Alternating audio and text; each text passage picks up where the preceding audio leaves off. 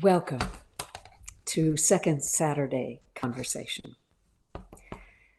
This is a place and a time when we explore Christianity in and for the 21st century. For many of us, Christianity is problematic. Some of us might be concerned that it's wrecked. Some of us might say it needs hospice. Others of us may say, no, it just needs a good dose of CPR. Many of us aren't quite sure what to make of Christianity anymore. And yet I would say that we're not quite done with it, or perhaps Christianity isn't quite done with us. So today we begin our fourth year of Second Saturday Conversation. And I want to thank Jake Tieford. He is the one, he's my tech specialist. Without him, I wouldn't be able to be here. So I want to thank Jake for being with us last year and being with us again this year. I couldn't do this without him. I also want to thank Elisa Cheng, who is my web designer. And she is also the one that communicates with you and sends out notices and all of that. And again, she's indispensable for what we do here on Second Saturday. And I want to thank and welcome back Jeff Creswell and Carol Creswell, who will help us with plenary and bring their own presence and sense of things to the spirit of Second Saturday Conversation. So I am delighted to welcome those of you who are familiar with us. Welcome back. I'm glad to see us undergoing a fourth year. And I also want to welcome any of you who might be new to Second Saturday Conversation. I think we have proven to be a kind and trustworthy and hearty group of hopeful travelers. We're hopeful, but not naive. And I think this is a place where you can safely bring your doubts and loves. Today, I want to take time to introduce some of the themes that we'll be working with this year. And I'm going to do so by talking about the music that precedes the programming, and also to unpack the title for this session, which is Lions, Bears, and Perfume, Dangerous Memory and Jesus, and Skylights, and Seasoned Tongue and Groove. But I'll unpack that in just a minute.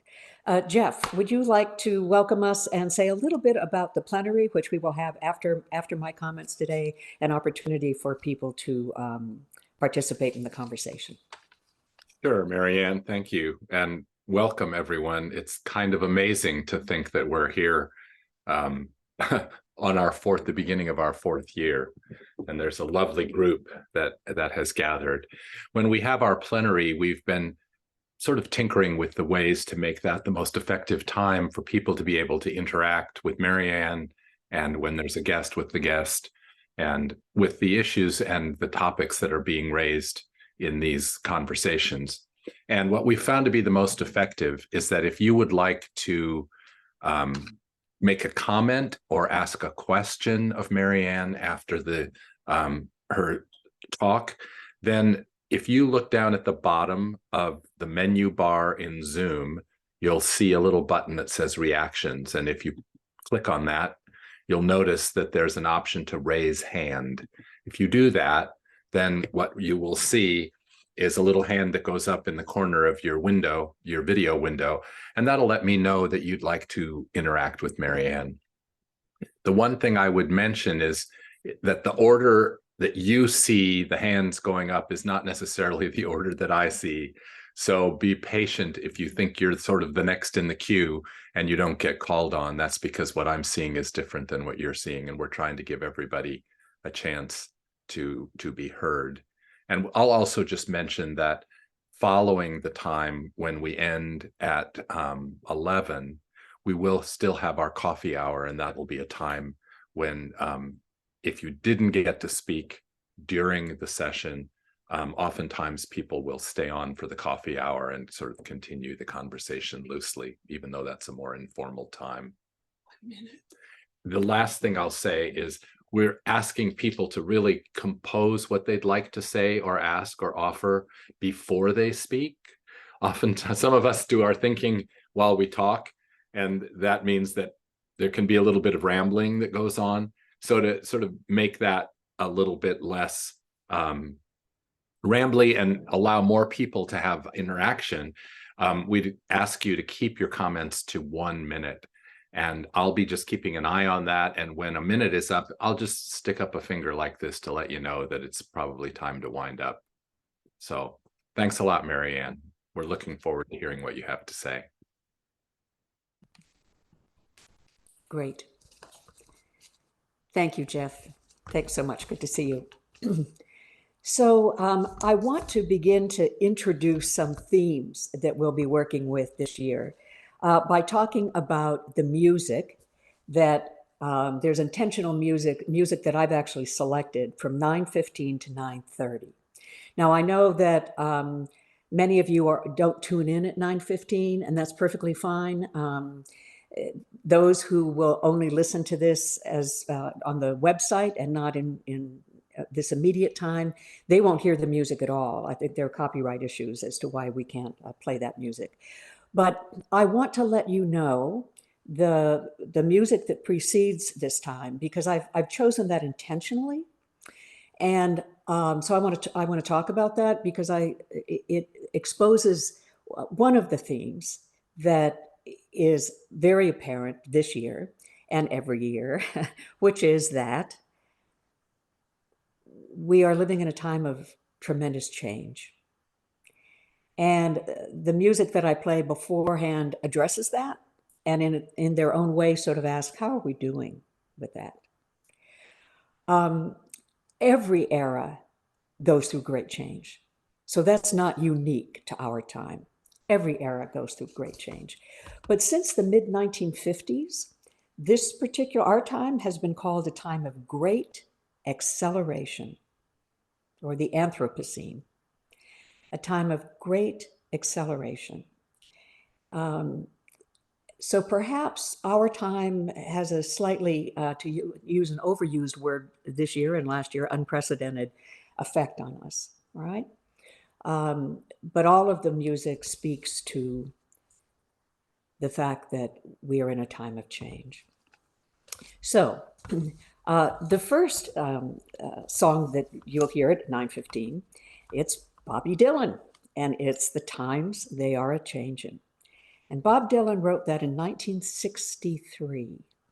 I think he performed it the first time in 1964, but he wrote it in 1963. So if I do my math right, that's 60 years.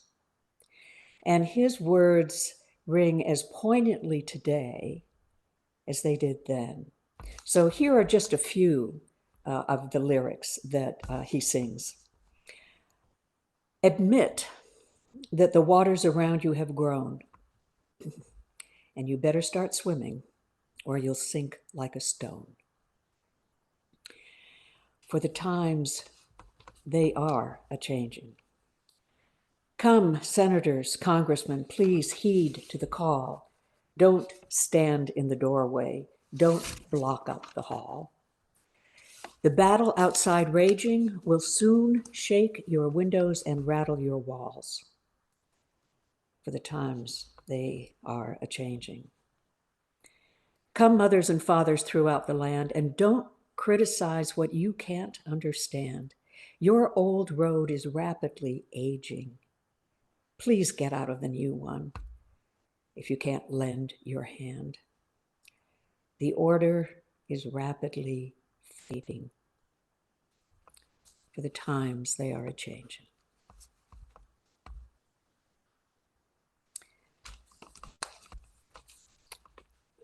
The second song is by Bradley Cooper. It's called Maybe It's Time. So just a few lyrics from that song. Maybe it's time to let the old ways die.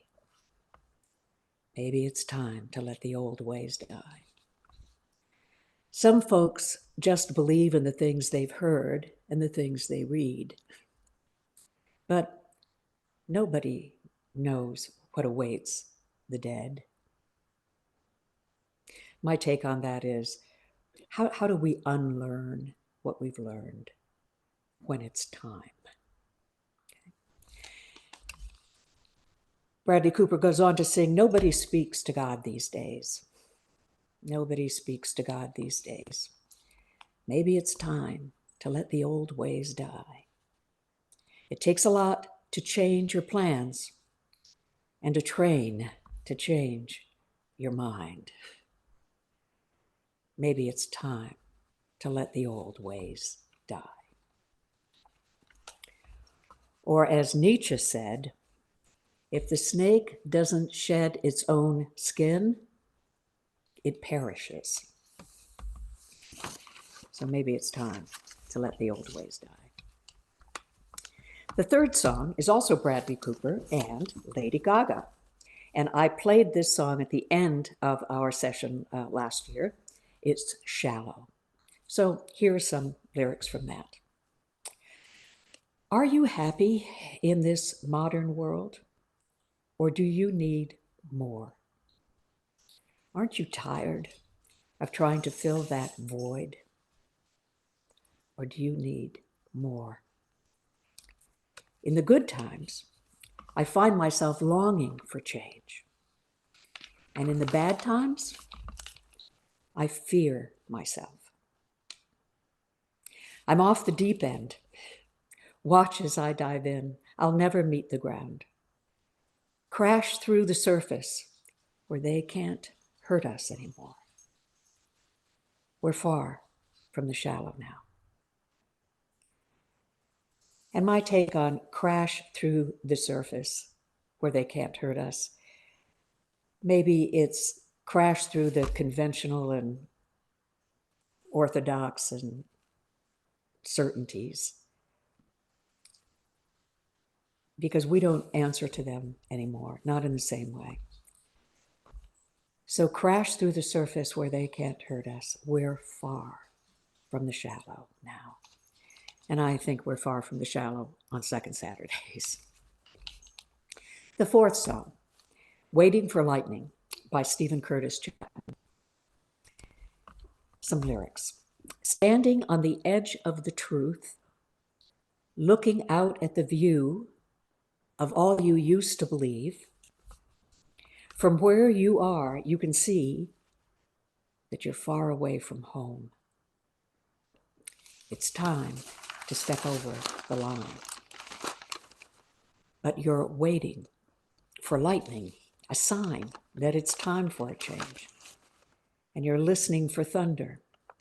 You lie in wait for a feeling to take you by storm. Waiting for lightning, listening for thunder. He goes on, now it's by faith we must look and we must listen instead of waiting. We can't wait. Now is the time for change. And finally, the piece that immediately precedes the beginning of our session. It's from the movie Oppenheimer. And by the way, I think that's a really important and quite magnificently done movie, Oppenheimer. The music's composer is Ludwig Göransson. He's Swedish. I'm not sure I'm pronouncing that quite right. And in an interview, he says that he uses the violin a lot in his composition for the movie, because he said that the violin, in a split second, the sound can change from something romantic and beautiful to something neurotic and heart-wrenching. And he describes these as two soundscapes that interact and struggle throughout the music that he's composed. And I was really struck by that image of a romantic, something romantic and beautiful. The violin can communicate that, and in a split second, it can become something neurotic and heartbreaking, heart-wrenching. And I dare say that that's true of our inscapes as well. I think that reflects something about us. As the song continues, and this is only about a 2-minute song, the tempo increases. And it sounds like a train running, okay? And I'm reminded of Bradley Cooper saying, It takes a train to change your mind. This song has an acceleration, an acceleration, an acceleration. The title of the piece, Can You Hear the Music?, comes from a conversation that Niels Bohr, who is a Danish physicist and philosopher, had with Robert Oppenheimer. And this is part of that conversation. The important thing isn't, can you read music? It's, can you hear it? Can you hear it, Robert? The important thing isn't, can you read music? It's, can you hear it? So music is not just understanding the calculations and being able to decipher the notes. It also requires inspiration and even imagination. Can you hear the music, Robert? And we might ask that question of ourselves in this time of great change and cacophony and all of this stimulation and lots of voices, lots of noise. Can we hear the music?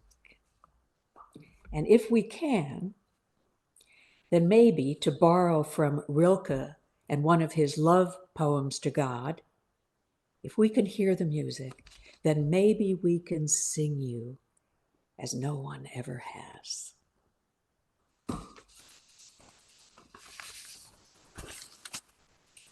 So the music, the times they are changing, maybe it's time to let the old ways die. Shallow, we're far from the shallow now. Are you waiting for lightning? Signs that it's time for a change? I say that the time has come.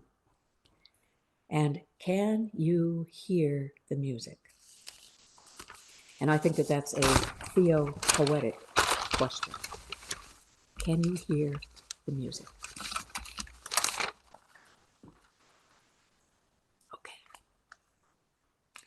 So now I want to say a little bit in talking more about the themes that we will be discussing this year. I'm going to let the title for this session be our guide and let you know kind of what my thoughts are for this year. The first phrase of our title is lions, bears, and perfume. And it's from a story about Thecla, who was named to be a companion and traveler of St. Paul's. Okay, so I want to read this little excerpt of a story about Thecla, and I get this from the story from the book After Jesus, Before Christianity. And Brandon Scott, who was one of our guests last year, and he and Jack will be back with us this year to talk about Jesus. This is from the book. So a brief paragraph. The family movement called the Enslaved of God told stories, and I'm not going to unpack what Enslaved of God means. You could read the book. It's an important book. Told stories about a first century companion of Paul named Thecla, with a similar mix of Roman violence and humor. In one of those stories, Thecla is sentenced to death in the arena for encouraging men and women not to get married, but to join her and Paul wandering around, teaching and healing. The Roman soldiers stripped Thecla naked and took her before the lions and bears. But hundreds of women in the arena threw perfume into the arena, and the animals lied down drowsily, leaving Thecla safe before them. She then escapes the wild beasts, which have suddenly lost their appetites. So I love this story. Okay, Thecla's thrown into an arena. There are bears and lions in there. The women and others throw perfume into the arena, and the bears and lions are overcome, and they become docile and passive. Okay.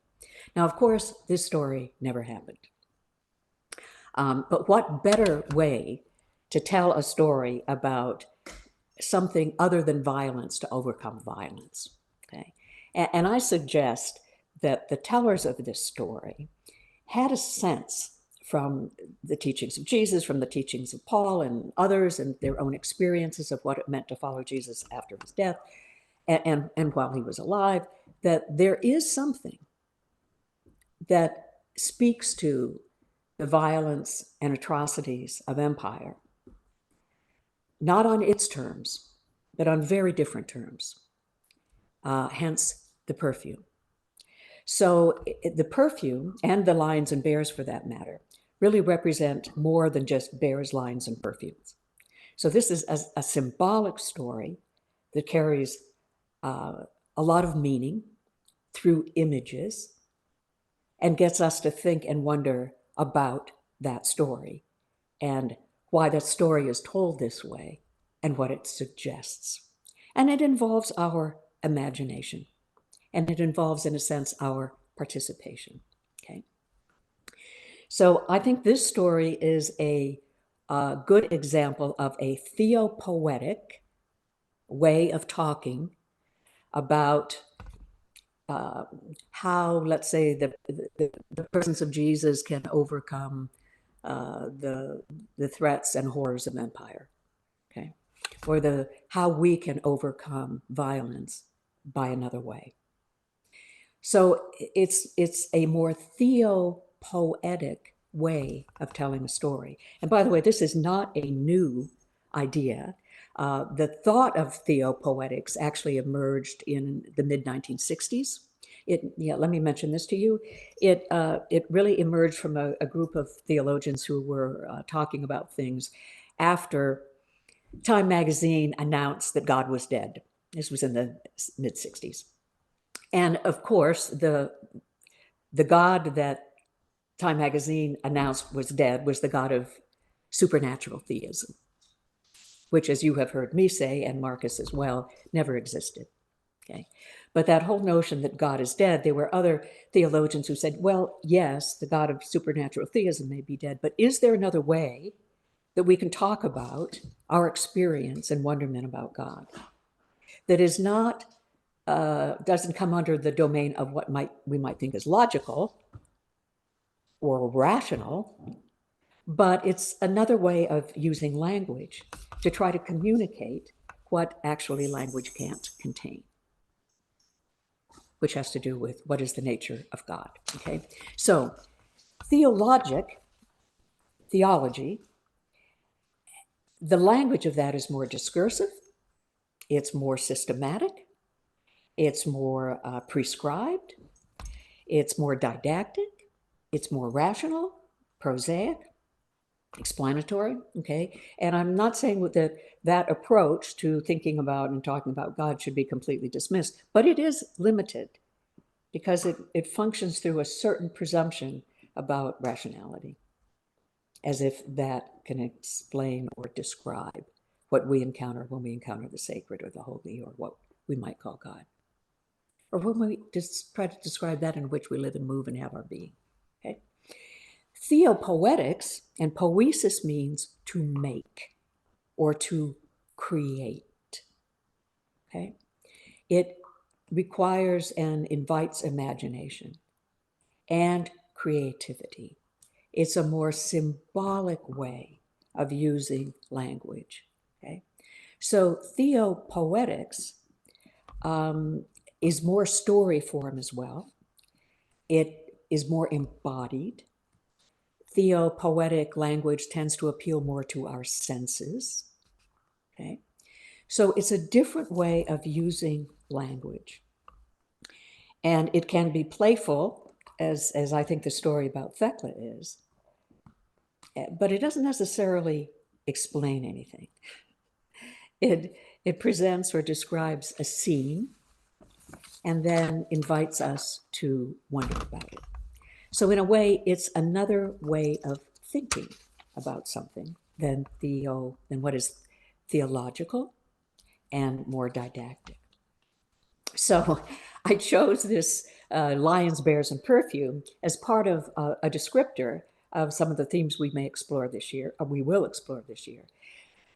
because not only is it a theopoetic story, or a story told theopoetically, but I also think, oops, that was my dear dog. You okay, sweetie? Okay. But I also think it, in its own way, sort of describes the impact of theopoetics on, on a threatening or dominant culture. Perhaps theopoetics can have the same effect on the lions and the bears, or the bulls and the bears, or sort of a more violent, dominant, hierarchical way of ordering things. Theopoetics might have a similar effect on that as the perfume had on the lions and the bears. I'm just suggesting that.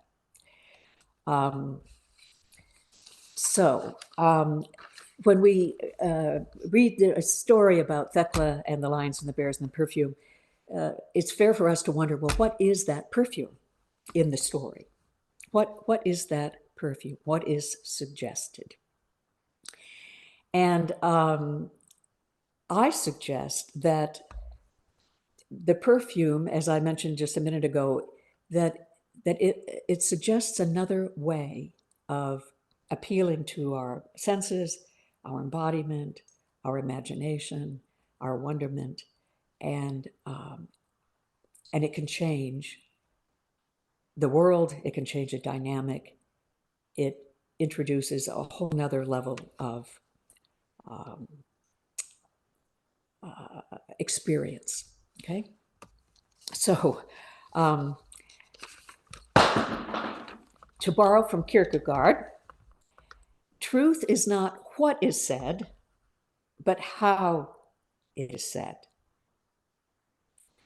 So consider that theopoetics is more like how something is said, and that perhaps the impact of that level of experience can be transforming and surprising. Okay, and it's more powerful, as the Thecla story suggests, than violence or doctrine. So we're going to play with that. Now, let me say that next session, October 14th, we will have a guest. His name is Scott Holland, who knows all about theopoetics. He teaches it. He's a teacher. He's a pastor. He's worked nationally, internationally around issues of justice and peacemaking. He's a wonderful, wonderful human being. And we will learn a lot about what is theopoetics from Scott Holland. So that's our next guest, October 14th. And that'll be an important session, because I think for us on Second Saturday to get a feel for the importance of theopoetics, and my own instincts say that theology has its place, but that's not the last word on how we think and discourse about God. Jack Caputo would even suggest that theopoetics is the most appropriate discourse for talking about God. Okay, so just so that you know, October 14th, Scott Holland will be here. He will help us understand theopoetics. So mark your calendars. Some say, by the way, that the human heart would suffocate if it were restricted to logic. And I would say that that the church is suffocating in its own enslavement, in a way, to a kind of logic, a kind of explanatory effort to explain God and what our faith is about. Okay, so that's lions, bears, and perfume. Dangerous memory in Jesus. Again, to signal another theme that we'll be exploring this year. You know, it's been said, and I'm sure you've heard all this, that the victors write the history. Okay, that the victors write the history. Well, the work of Johann Baptist Metz, M-E-T-Z, says that the victors don't always have the last word, and shouldn't. Johann Baptist Metz Well, let me tell you, he was born in 1928. He died in 2019. He experienced World War II and the post-World War period, and he struggled deeply with the events of the Holocaust. Okay, and he developed a political theology. Okay, a political theology that makes memory dangerous. Okay, dangerous memory is a category that Metz defines as not forgetting the injustices that so many have experienced, that in a sense, you know, the martyrs who die because of unjust cause, untimely, those who die wrongly, must not be forgotten. Now, we can't change the past, but we can do everything we can to make sure that those injustices aren't repeated in the future. We must remember that those people, we must make sure they did not die in vain, and do everything we can to correct those injustices so that those things never happen again. That's what he calls dangerous memory. Okay. And what is actually the inspiration for dangerous memory, what holds dangerous memory, is hope. That something more and other that is currently happening, or that has happened in the past, that something other, something more, something different is possible. Okay. So, dangerous memory, I think it's a really important idea. And that to remember those who have been untreated justly, okay, it becomes subversive because those memories become the seeds of resistance and change,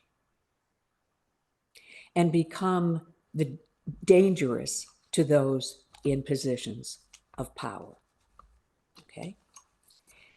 So dangerous memory does not accept the status quo.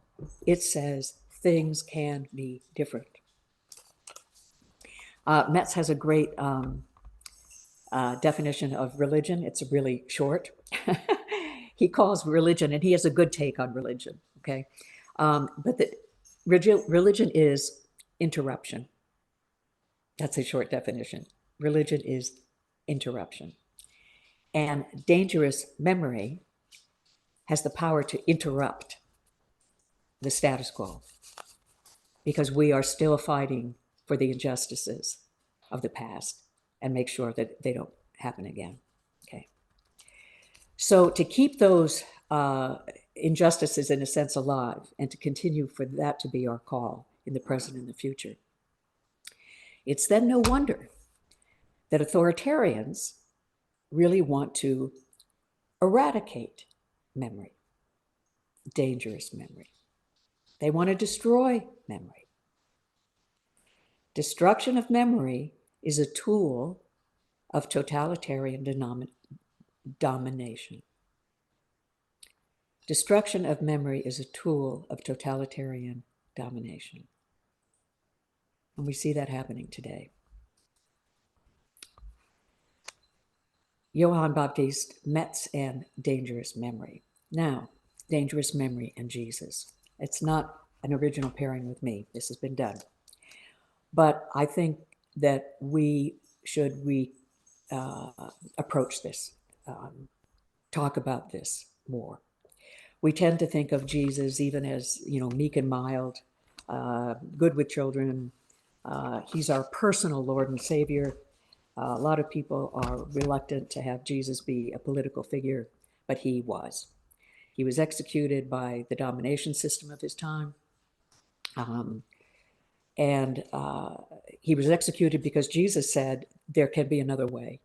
There's another way to go about how we are with one another, how society can be built. He had a vision of what we call the kingdom of God. Okay? And it was in sharp contrast to the kingdom of Caesar, which was considered the order of the day. Okay? So Jesus said, it doesn't have to be this way. It's not inevitable. We can do things differently. And of course, with Jesus, it had everything to do too with how he understood the nature and character of God. He had another vision, and he says to us, we can participate in that vision and change the future.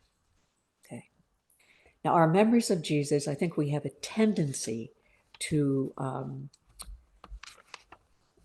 think individually about my personal salvation. Dangerous memory is more of a political theology, and it's built on the imperatives of justice and compassion. Metz also says, and I love this, he said, a lightning bolt of danger lights up the whole landscape of the Bible, and especially the New Testament. So I really appreciate that observation. So dangerous memory is really about possibilities for the future, for the present. It's not about the status quo. And to keep the dangerous memories of those who have fallen unjustly alive is a basis for hope. And I want us to explore Jesus more as dangerous memory. Robert Frost has a great quote. He said, Christ came to introduce a break with logic. So I think that's a great theopoetic statement, by the way. Instead of theologic, theopoetic. Christ came to introduce a break with logic. And then this part, that made all other outrage seem as child's play. So maybe as we look upon Jesus, we can do so knowing that the whole world can be subverted.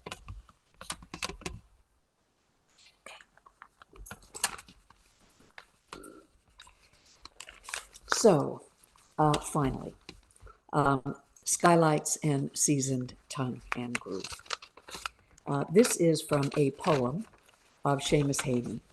Now, I shared this poem last year. I love this poem. And let me read it to you, because this image of skylights and seasoned tongue and groove comes from this poem. And by the way, that's the overall title for this whole year, Skylights and Seasoned Tongue and Groove. I want it to be Lions, Bears, and Perfume, Dangerous Memory and Jesus, and Skylights and Seasoned Tongue and Groove. But my dear Elisa thought that was a little cumbersome and thought something a little shorter would be better. Okay, The Skylight by Seamus Heaney. You were the one for skylights. I opposed cutting into the seasoned tongue and groove of pitched pine. I liked it low and closed. Its claustrophobic nest up in the roof effect. I liked the snuff dry feeling, the perfect trunk lid fit of the old ceiling. Under there, it was all hutch and hatch. The blue slates kept the heat like midnight thatch. But when the slates came off, extravagant sky entered and held surprise wide open. For days, I felt like an inhabitant of that house where the man, sick of palsy, was lowered through the roof, had his sins forgiven, was healed, took up his bed, and walked away. I'm going to post that poem at the end of our session. Okay. Skylights and Seasoned Tongue and Groove. For me, I think of tongue and groove as suggesting our certainties, familiarities, having things being fixed, settled, tight, secure, where we take refuge, where we maybe hide out. And these are images, which is very theopoetic, by the way. I mean, I think this poem is illustrative of a theopoetic way of talking about things, okay? And then he said, but extravagant sky entered and held surprise wide open.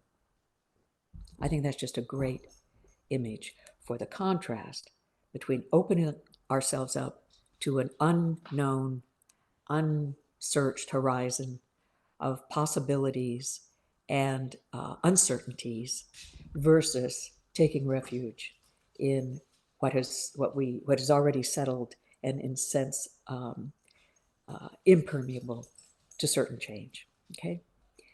I think in general that we suffer today from an impoverished vision, or I might say shrunken categories, or a retracted horizon. So an open horizon invites, as I said, uncertainties and possibilities and the unknown, and I would say real living. Okay. So to allow something to occur, here's your ball, sweetie, to allow something to occur unexpectedly, without preparation, without knowing where it came from or where it's going, like the spirit. To develop or awaken a sensitivity where we see that the world is not fixed or as secure as we might like. But it's dynamic and fluid and changing. And that we can be changed by what we behold. A transformation of ourselves and our vision, and even of the world. So skylights or seasoned tongue and groove? I think that that's our question. Do we choose skylights or seasoned tongue and groove? And maybe many of us would like a little bit of both. Okay. But I think that image of skylights and seasoned tongue and groove is also part of what we ponder in this time of tremendous change. How are we doing? Are we willing to, as Chapman says, step over the line? Are we willing to let the old things die? Are we willing to dive in far from the shallow now? Okay. So skylight or seasoned tongue and groove, that's a question, I think, for those of us on Second Saturday to ponder. So that gives you a little introduction to some of the things that we'll be exploring this year. I'd like now to move to our plenary time. And I'd love to hear from you your thoughts about what I've been talking about. Where's your ball, sweetie? This is Theo's favorite ball. And he's giving it to me in hopes that I'll throw it for him. Here, honey, just chew on that. Thanks, sweetie. I'd love to know if you have any thoughts or responses to the music that I described. Okay, if that resonates with you, if it's like, oh, we know all that already, the times are a change. Or if that resonates with you in some way, or makes you think of something. Or to comment on that image of lions, bears, and perfume. What do you make of the story? What do you make of the use of language to communicate something that's about more than lions, bears, and perfume? You know, the theopoetic approach to languaging something, which is more to do with image than idea in a way. I mean, it unfolds for ideas, but or Jesus and dangerous memory. Does the notion of dangerous memory catch you in some way? And do you share my sense of importance that we talk about Jesus more in terms of his being a dangerous memory? Because isn't that what Christianity is about? To do everything we can to have that vision of justice and compassion and equality and fairness and all of that be what our life together is. Okay. Or skylights and tongue and groove. Can you relate to those images at all? About, I love it when Seamus Haney said, well, you were the one that wanted the skylights. Okay. And then one more thing that I'd like you to, for some of you, I'd like you to think about.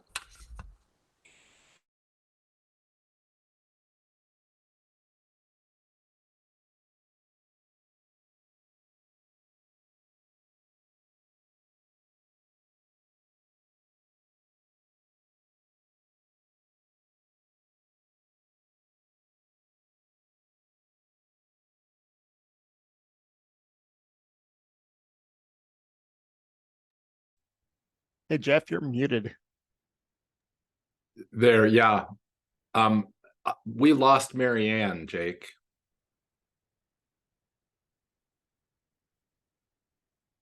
And people are motioning that they can't. People are shaking their heads that they can't see it. Yeah. I live in Bend too, and the internet has been very unreliable this morning. It keeps cutting in and out, and maybe that's a problem. Yeah.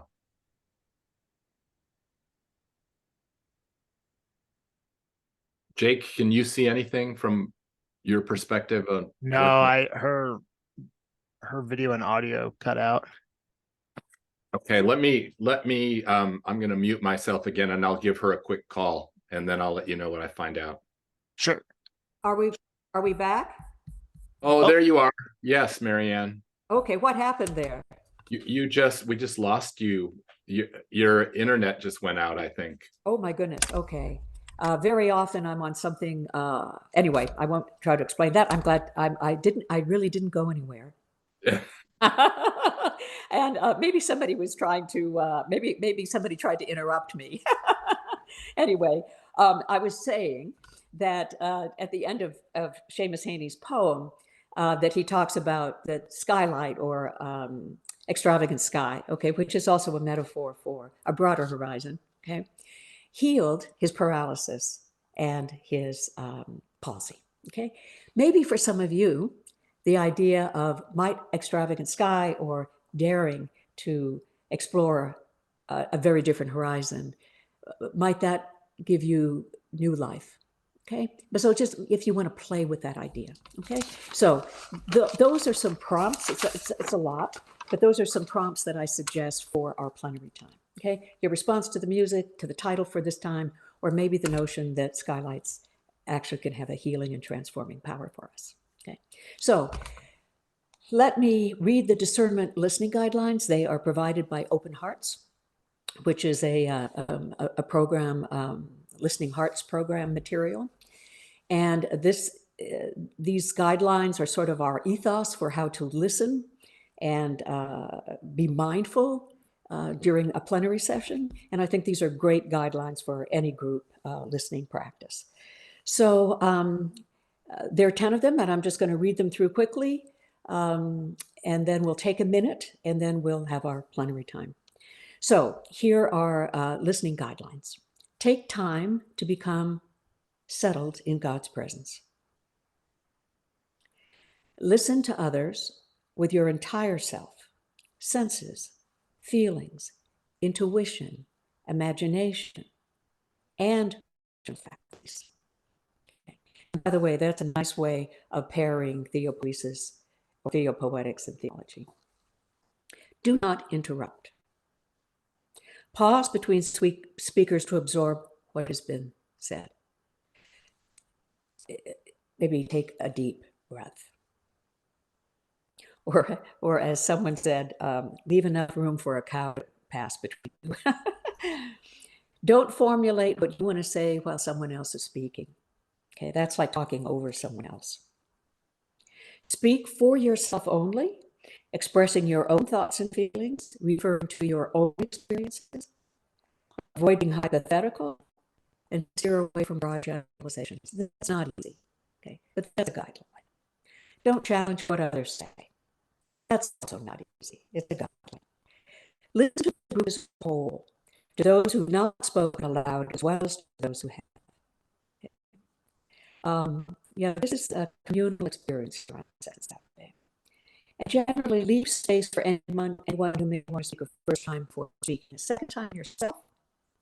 And the 10th one is hold your desires and opinions, even your convictions, lightly. Again, these are guidelines and recommendations. So I've been a nonstop talking head this morning. I'm going to give us a minute to just sit with yourself and see what emerges, see what kind of comes forth that you would like to share or comment on with others today who have gathered for Second Saturday conversation. How would you like to participate in a more communal conversation? So I'm going to give you a minute to just be in the silence, and then we will begin our plenary time.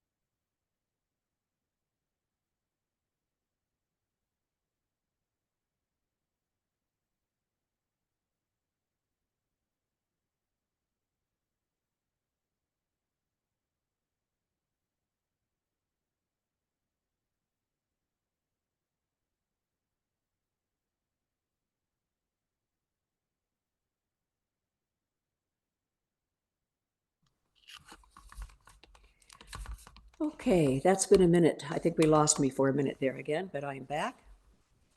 Can everyone hear me? Marianne, we can hear you, but we can't see you. Well, I am on, I can see myself here.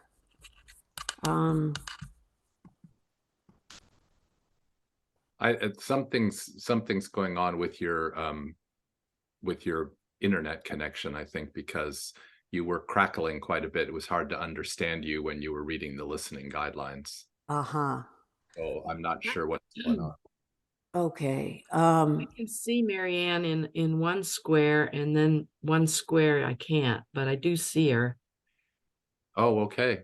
Great. And let me, well, you know what? And I can't see anyone right now. So that's perfect. Oh, there I am again. I will find out what's going on here, but I'm here, I'm There. back.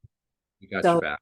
Will and Jeff, if for some reason you lose me, you know all the cues now, so you can facilitate this. But I'd love to, we have plenty of time. I'd love to hear from any number of you as to what's stirring for you as I'm introducing themes for this year on Second Saturday. Great. We have quite a few hands raised, Marianne. Let's start with Jim. Jim, you want to unmute yourself? Yes, thank you. I was trying to figure out if theopoetics helps us to understand God better, or mostly to understand ourselves. Mhm. Now, obviously, the quick answer is both, but I don't know if that's the right answer either. Well, I love what you're saying. And just say a little bit more about that. The theopoetics, theo, I know that's God, and poiesis, to create, to make, and whatever. But I like your suggestion that poetics or poiesis as a kind of language might be a better mirror for us, or something to reflect upon, than just sort of a logic, discursive, explanatory way of trying to talk about who we are. Because a lot of our experience is is beyond the rational. And for those who put rational as the peak of understanding, poiesis is going to be secondary at best and suggestive and not very persuasive. But I'm of the mindset to say that rationality has been overvalued, because there are so many ways of knowing and expressing that the process of poiesis, or making, creating symbolic language, can reflect more, in a sense, this is probably not the right language, but in a sense, more truly, as Kierkegaard said, truth isn't just what's said, it's how it's said. Yeah. So I like that as a way to loosen our rational categories a little bit and say, there are other ways of knowing, there are other ways of expressing. Yeah, And I see. an invitation to take that more seriously and to allow that to be more at play. And I'm with you completely. I think that it helps us to express much more about what we are experiencing, because I think theopoetics really emphasizes experience, and then thought may follow from that. Yeah, I understand. Thank you. Does that make? I mean, yes, but it does. Yeah. And please tune in, if you possibly can, to Scott Holland next time, because Scott, I think, will be very, very helpful, and he can address this in ways that I think will be as clarifying as they can be for us. Thank you again. Thank you. Oh, yeah, thanks, Jim. Great, thank you. Susan D'Amico, would you unmute yourself for us? Hello, everyone. Hi, Marianne. It's wonderful to be back with you. Oh, thank you so much. It's good to see you. Nice to see you. There's so much here. I don't even know where to begin, but what struck me really the most strongly is this dangerous memory in Jesus, and then the skylight versus the tongue and groove. Because I think we are overwhelmed by the establishment, the people in power, and the times of Jesus as a political person under domination. I feel that time is now as well.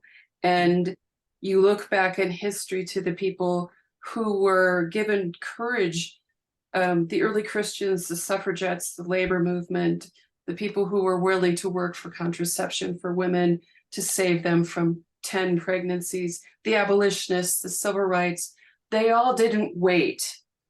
They didn't wait. There was a call to action versus reaction. And I think a lot of people just react and don't know what to do. And I think this requires bravery. I don't know if I wrote this or you said it, as away from complacency to a new life.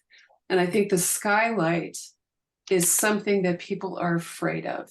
It's like Plato's cave. They want to sit in there and watch the shadows and not see anything else. And this has just set a fire in my mind. I've been seeing for a long time. I've had a transition this summer, and what will my new life be? And how do I make this courageous decision to act versus only to react? Right. Susie, I love what you said. And, my hope for what I present here on Second Saturday is that it will be a spark for others. And that maybe there's something that I've suggested that it's like, oh, I really want to work with that, play with that, expand that, take that on. And, I love the fact that dangerous memory and skylight and tongue and groove is sort of like, oh, I want to do something with that. So, my dear, go and do. Okay? Yeah. But thank you. I loved your comments. Really helpful for us.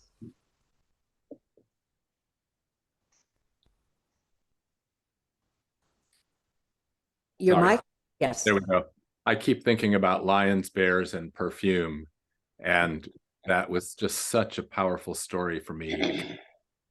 The image of this vulnerable naked woman amongst these wild animals, and what saves her are the women in the audience who know the truth and who understand their power. And it feels to me like the way that women have always been able to influence reality through, somehow subterfuge is a negative word, but I think of it as a positive word in this case. Nobody told them to throw the perfume, but they were smart enough to know that that would have the effect that they desired on beasts. And it made me think of Samson and having his hair cut by the woman. Just the whole thing, it's just such a powerful story, and it gives me hope that an ancient story like that could speak so poignantly and effectively to us today. Yeah, great. Great. Jeff, thank you so much. Love that. And I think that's a great example of how maybe some of these ancient stories can speak to us today if we understand them not more as literary pieces and not as literal. Right. You know? Right.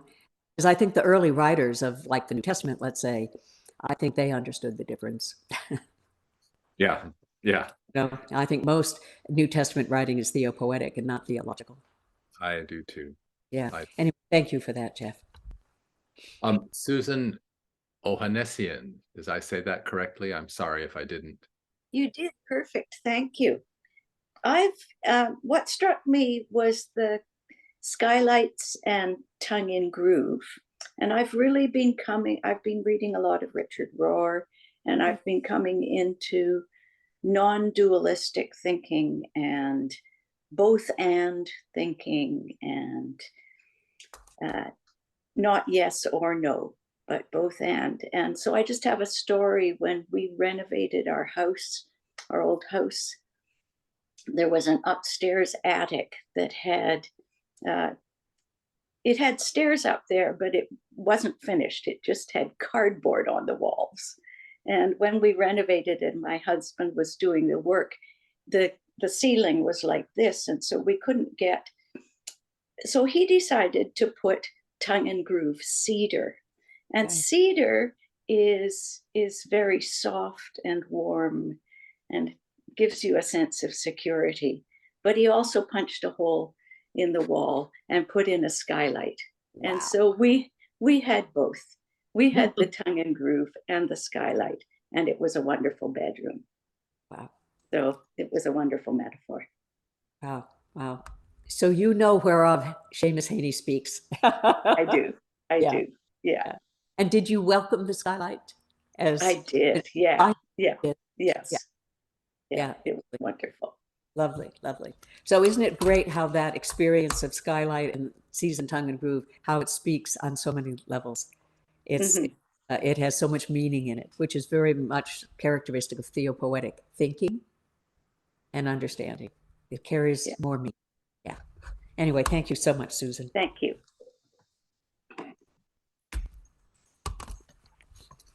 Lynn Tolk. Lynn, can you unmute yourself? Yes, thank you. And thank you for your remarks, Marianne. I agree with everything, and I celebrate everything you said.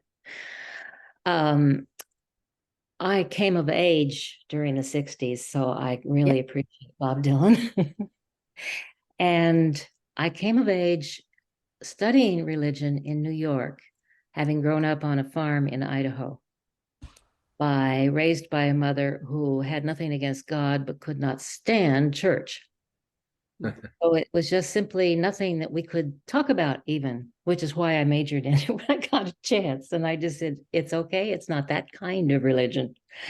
Mhm. Anyway, I was really struck by the autopoetic, at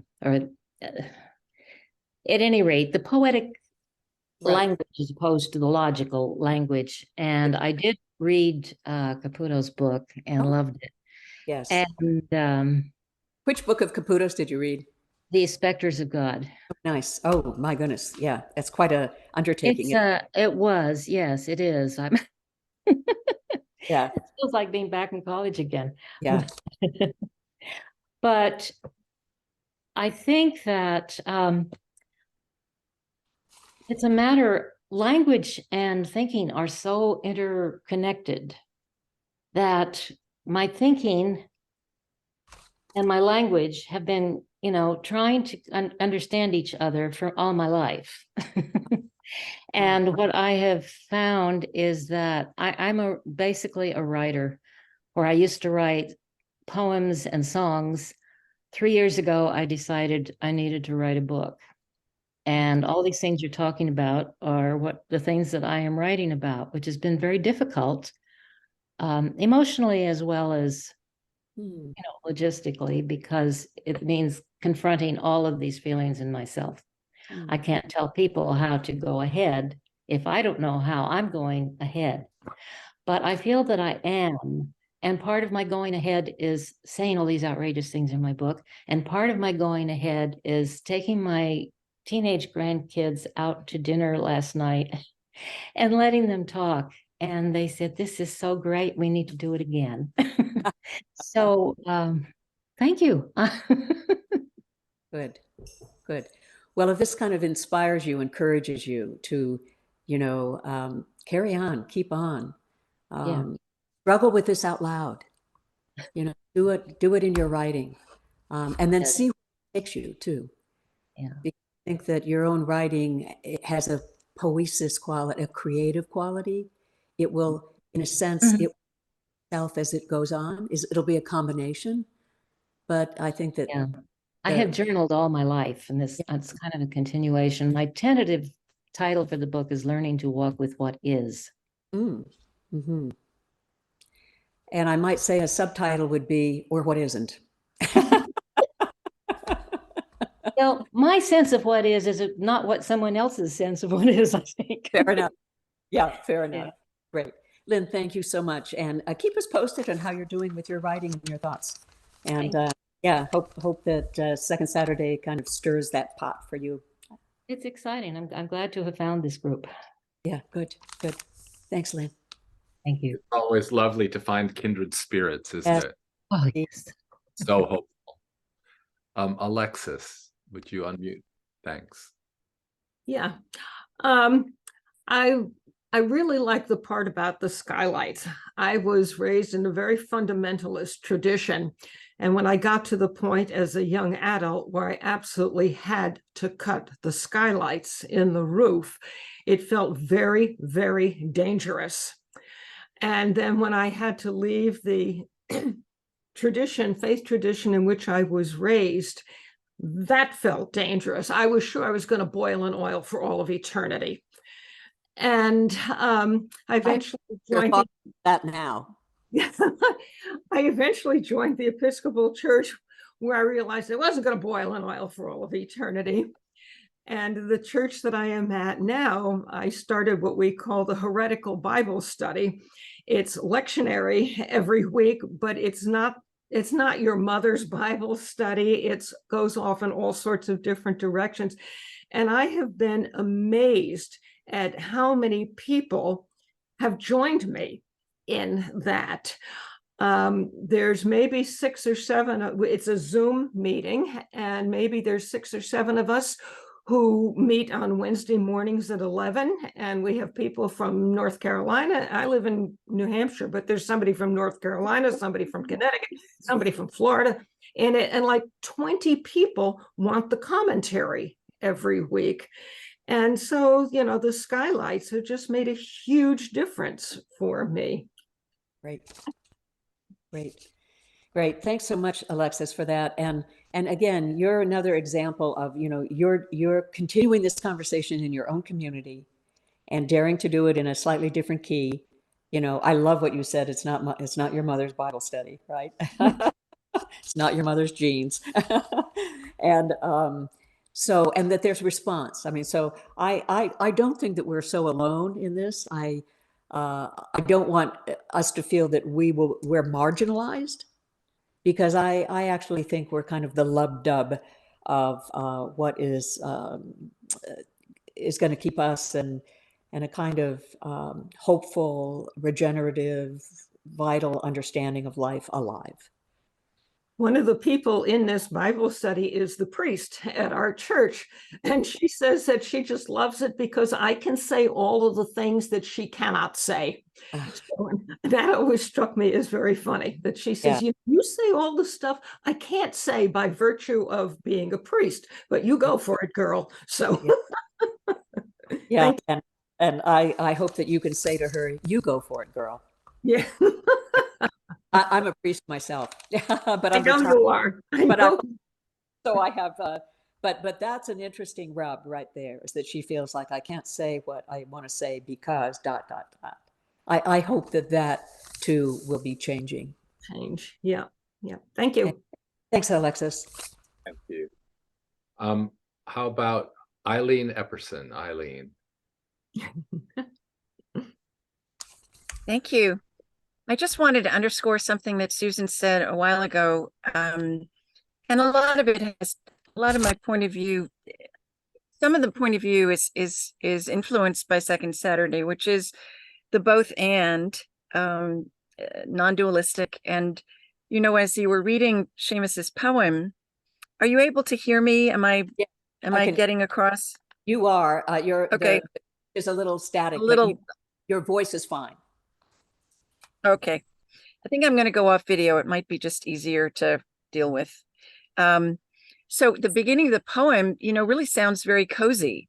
The nest in the roof and hang on, where is it here? The sense of kind of a coziness. And there's nothing wrong with coziness.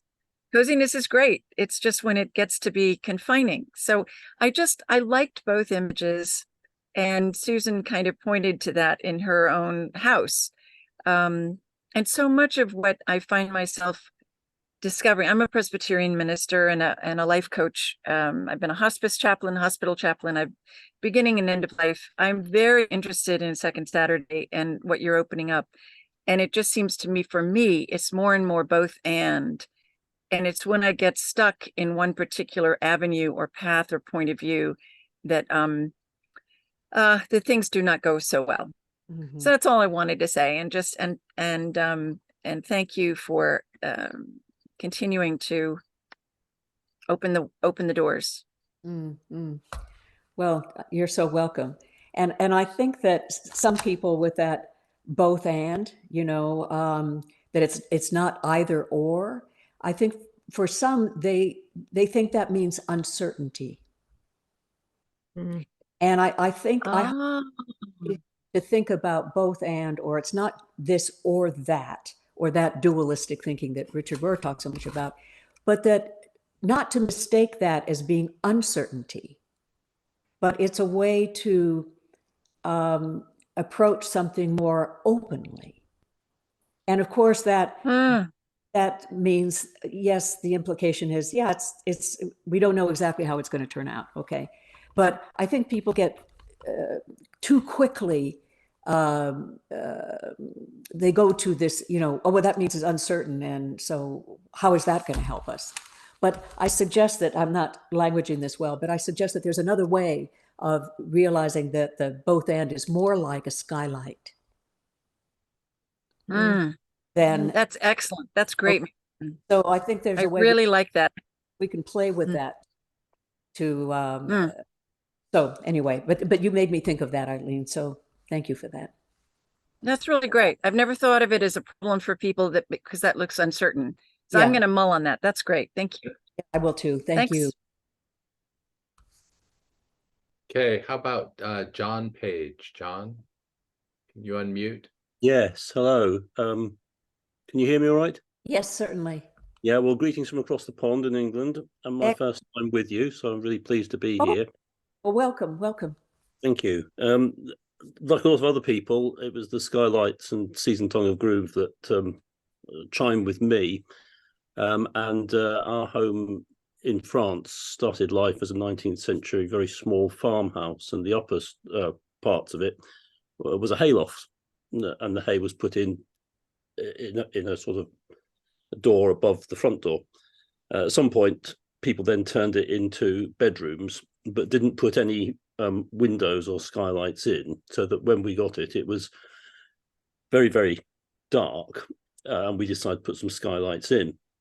And two things that occurred to me about that. First of all was it not only enabled light to come in, but it enabled communication with others to happen, because our 7-year-old could put his head out of the skylight and talk to our neighbour's 7-year-old, who was doing exactly the same thing when they should both have been in bed. So opening up communication with others and with the wider world is one thing. But the other thing that struck me is that if you don't keep the skylights clean, they get dirty, and darkness begins to come back in. And because they're skylights, at the angle that they're at and the way they're built, as you know, they're actually quite difficult to clean. So you don't just have to have the skylights, you have to work to maintain them and to find an appropriate, I suppose, thinking of the metaphorical sense, find an appropriate practice to keep your skylights clean and to allow the light and the communication to happen. I love that. I think that's such an important addition to the notion of having a skylight. I love it, that it's, and they're difficult to keep clean. So you really have to work at it, or else you'll start seeing through a veil again, and the horizon won't be what it was. So I mean, again, see, now I would say that's poetical thinking or mythopoetic thinking. Okay, to realize, to see the skylight, and it's a thing, but it's so much more. And then you've just added another level of sort of stewardship around what does it mean to have a skylight, and that it's just not automatically always going to be that, it'll be an extravagant sky, but it could get opaque again, clouded or whatever. So, I mean, I love what you're suggesting, that our task too is to, as it were, keep the lenses sharp, and to be vigilant about it, because thinking about Plato's cave that somebody mentioned just now, there's a great temptation not to clean them because of the effort involved. Part of you is happy to live in the murk and the gloom rather than make the effort required to keep the light coming in. I love it. I love it. You have an essay or a poem right there, John. Well, I threaten to send you one then. Please do. I would be honored. And then I will threaten to ask your permission to read it the next time for Saturday. So Thank you very much. Thank you. Thank you very, very much. It's so helpful. Thank you. Important. So interesting what John just said, made me think about Richard Rohr and the naming of his center, the Center for Action and Contemplation. And it's almost, to me, what I thought of was the skylight is the call to action, and the cleaning of the skylight is contemplation, so that we don't get lost in the action and lose the focus of what we're trying to accomplish. I thought that was a beautiful comment. Great. Ruth, would you unmute, please? Hello, can you hear me? Can you hear me? Yes, perfect. Hi, I'm in England too. And again, it's Seamus Heaney's poem that's really resonated with me. And I was just wanted to share, maybe it's obvious to everybody that the season Tongue and Groove does evoke speech, obviously, with the tongue, and our own speech and the liturgy of the church. So I worship it in a Worcester Cathedral, and it's a very familiar liturgy of the Book of Common Prayer, and that was really evoked by the phrase "the seasoned tongue and groove." For me, that can apply to the liturgy. I love that. That's just brilliant. That the liturgy is a seasoned tongue and groove, the way that we are keeping it and it's so comforting. It's got that same comfort to it. Indeed, I agree. See, That's fabulous. That's a great No, I way. don't. Okay. Image And then and my next, I'm getting another person's face on my screen. So I also, for me, the notion of speech and what a skylight of speech might be evokes the brave speech, say, of abuse survivors, who it's very brave to speak out. And then that can be undermined by false people who claim that it's false memory syndrome. And I would suggest that that is because it's dangerous memory, right. Which threatens the power of dominating adults who abuse children. So that's tying in the dangerous memory idea with the skylight of speech. Yes, yes. I thank you for that as well. And I do think that Metz's understanding of dangerous memory is so powerful and important, because it seeks to liberate. Yeah. You know, and to write what, you know, as I said, we can't change the past, but to take seriously what happened and to do everything we can to not have it happen again. Yeah. Yeah. Yeah. Thank you, Marianne. Oh, thank you so much. And This yeah. is my first time on this space, and I think it's great. How did you hear about us, by the way? Oh, I read one of Marcus's books and just followed the trail online until I found you. Oh, okay, lovely, lovely. Oh, you're in good hands with Marcus, no question. Yeah. Yes, so welcome. It's really lovely to have you. Thank you for your. Great, thank you, Ruth. Ruth. Pam Wampler, did I say that right? Wampler. My first time too, and I'm really enjoying this a lot.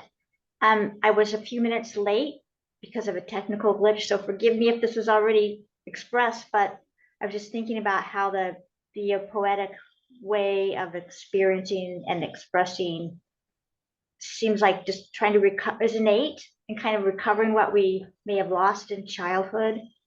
And the skylight just made me remember laying on the ground as a child and looking up at the sky and thinking, wow. And that was a time, you know, when there weren't any roofs. It was all sky. So just wanted to share that. Yeah, interesting.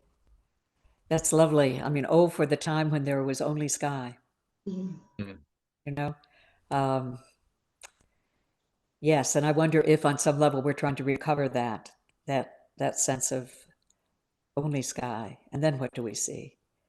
It changed everything, the proportions, the relationships of everything. So anyway, yeah, when the time was only sky. And I also just want to say, Pam, that I think that your sense that theopoetics, or the poetic way of seeing things, is innate. I think it is too. I think it's, and I love what you say, that perhaps we're recovering something that either we've lost or neglected, you know, or relegated to quote unquote childhood or childish things. Because I agree with you. I think that more sort of poetic way of seeing and thinking and expressing, I think it's innate. And what I hope is that people don't think that theopoetics is some elite subject, you know, for the highly educated or something like that. I think that would be really unfortunate, a real lost opportunity. Because I'm with you. I think that there's something about the theopoetic or the mythopoetic way of seeing and understanding that is innate. I think this is a deeply human part of our expression and imagination. And maybe even some post-Enlightenment stuff tried to get us out of that in an effort to get us away from superstition. But imagination isn't necessarily superstition, you know, it isn't superstition, you know? And so anyway, I really appreciate what you're saying about it's a recovery of an innate capacity and urge, I think, that we have. So anyway, thank you, Pam. Thank you. Marianne, do we have time for one more, or is it time for a close? I think that we have time actually for one more. If it doesn't, I think we can. Okay. Val Ivy, do you want to unmute? Okay.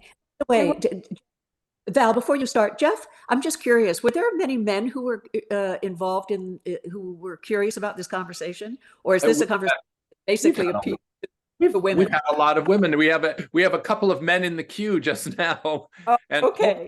I'm hoping that Art and Dick will be able to stay on with us at coffee hour and we can continue. Okay, okay. And it's just fine that what I'm saying appeals to those of us in the arena who were throwing perfume at Thecla. So yes, hi Val. Hi, I have two skylights and sometimes you can see the light shining down on me.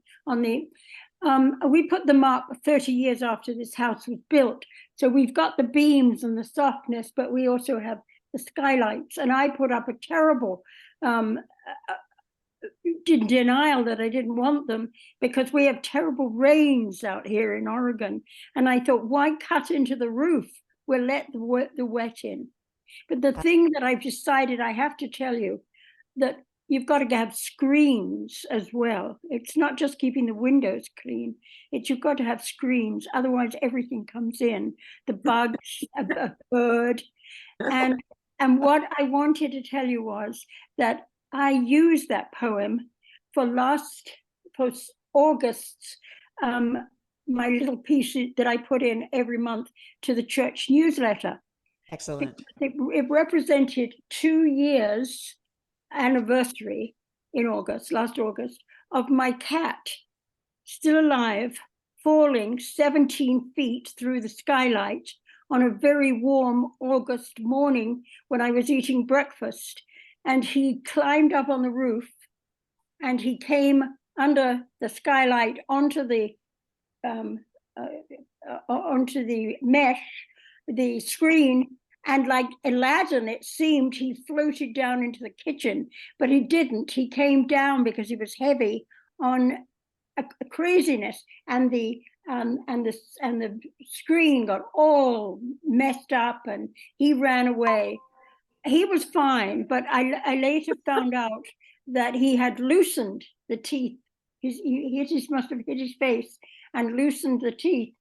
And so last year, he had to have 5 teeth removed because they were causing an infection. But you have to, it's not just, you can't just open them because all sorts of things come in. A man came in who was paralyzed. Bugs come in, a cat falls through.